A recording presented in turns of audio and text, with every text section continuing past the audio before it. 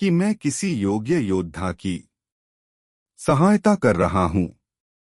उसकी आवाज में गर्व भी था और थकान भी। एक दिन एक रात, समय बीत चुका था। सूर्य डूबकर फिर से उग आया था। एक दिन और एक रात लगातार उड़ान के बाद अग्निवाह की सांसें भारी होने लगी थीं।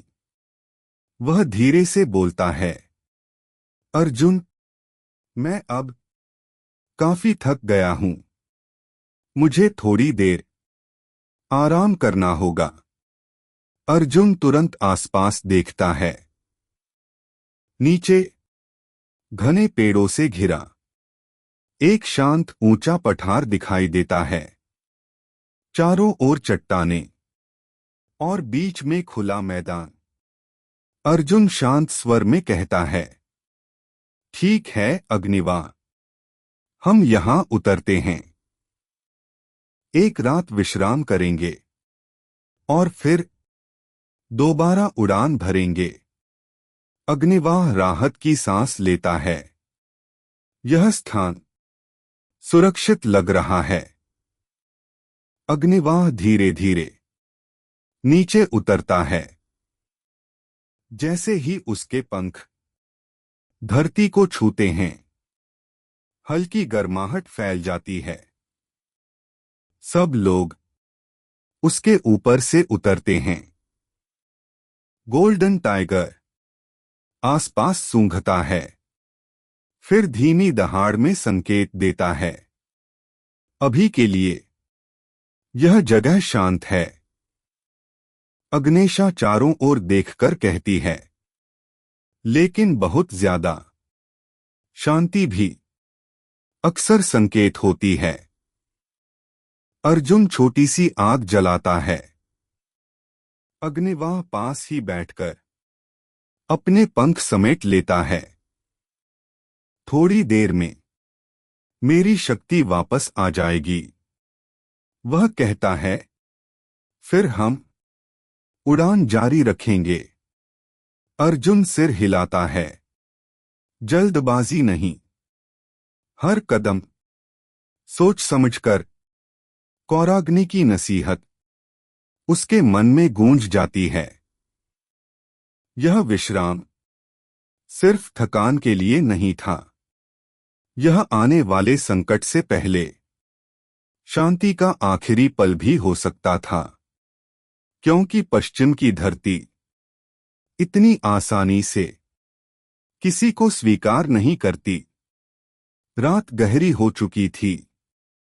अग्निवाह विश्राम कर रहा था।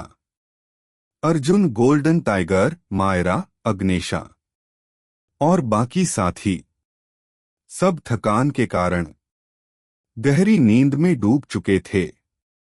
चारों ओर अजीब सी शांति थी। इतनी शांति कि वह खतरे की तरह लगने लगी। धीरे धीरे बढ़ता विनाश। अंधेरे में पेड़ पौधों के बीच कुछ हिलने लगा।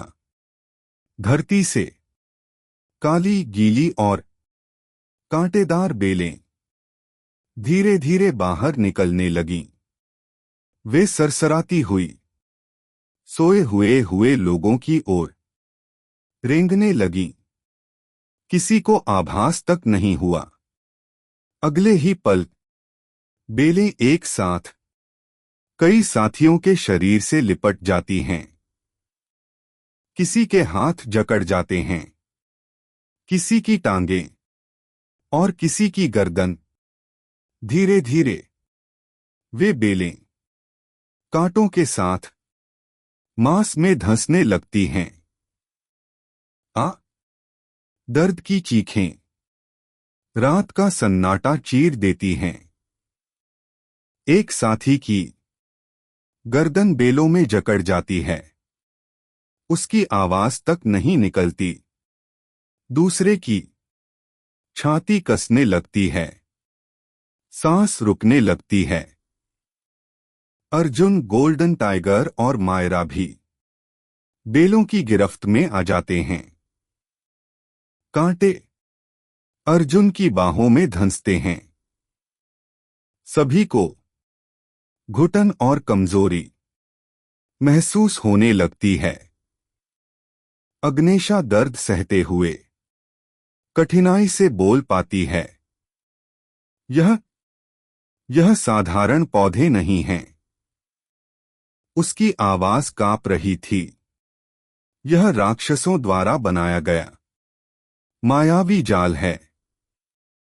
यहाँ पेड़ और पौधे हथियार बन जाते हैं, जो अनजान यात्रियों को अपनी बेलों में जकड़कर मार देते हैं और फिर उनकी शक्ति चूसकर राक्षस स्वयं और शक्तिशाली बन जाते हैं।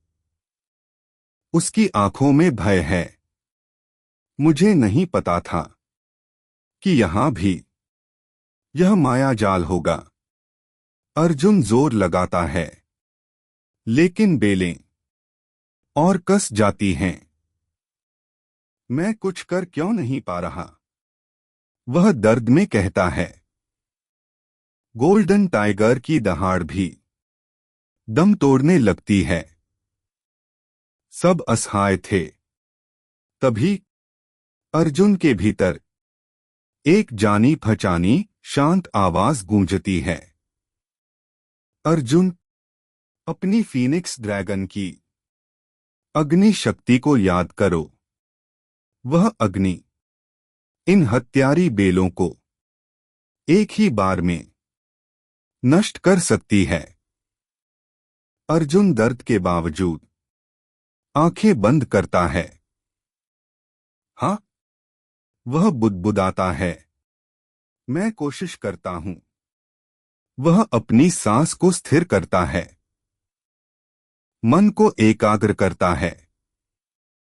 अगले ही पल अर्जुन के भीतर फीनिक्स ड्रैगन की शक्ति जाग उठती है। उसके चारों ओर एक विशाल अग्नियाभा फैल जाती है। आग जलाती नहीं, शुद्ध करती है। जैसे ही अग्नि फैलती है, बेलें चीखने लगती हैं। कांटेदार जकड़न राख में बदलने लगती है। एक एक कर सभी बेलें भस्म हो जाती हैं।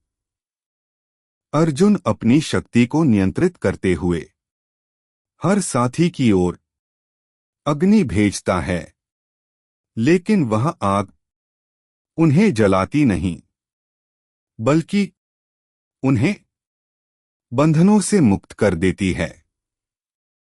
कुछ ही क्षणों में सब शांत। धरती पर जली हुई बेलों की राख। सभी साथी थके, घायल, लेकिन जीवित। अर्जुन हांफते हुए घुटनों पर बैठ जाता है। यह केवल हमला नहीं था, यह चेतावनी थी।